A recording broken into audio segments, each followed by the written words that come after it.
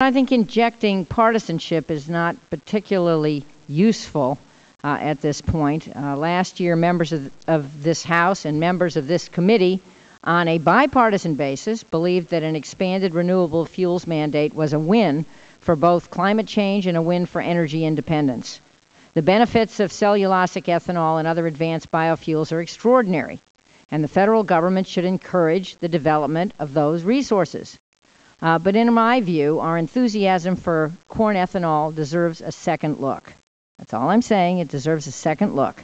Sure, the billions of gallons of corn ethanol that American farmers will produce this year can displace some billions of gallons of foreign oil, but the greenhouse gas reductions of corn ethanol appear to have been overstated, and now it looks more and more like we are robbing Peter to pay Paul, and judging by the skyrocketing prices of milk, eggs, and flour, robbing ourselves too.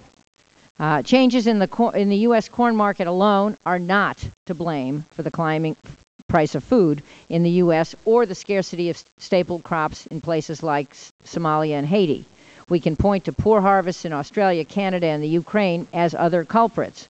But weather changes, perhaps caused by climate change, may account for these regions' poor grain production this year. The 2-year drought in Australia, the world's second largest wheat producer, has cut its production by a third. So what's the lesson? The lesson is that climate change is linked to policy debates about fuel, food, and security. We cannot afford to think of them as separate issues, something that I know Al Gore has been telling us for years. Energy independence can help us fight terrorism. In the long run, growing our own fuel can insulate us from political instability and keep American dollars from funding repressive regimes and violent causes. But if our policies promote starvation in unstable regions of the world, we may end up producing more terrorists no matter how we get our energy. So, in sum, Mr. Chairman, I'm glad you're holding this hearing. I'm glad we have a diversity of views in our several panels. I will try to come back to hear some of this testimony, but I think we're doing the right thing by taking a second look at what we did last year.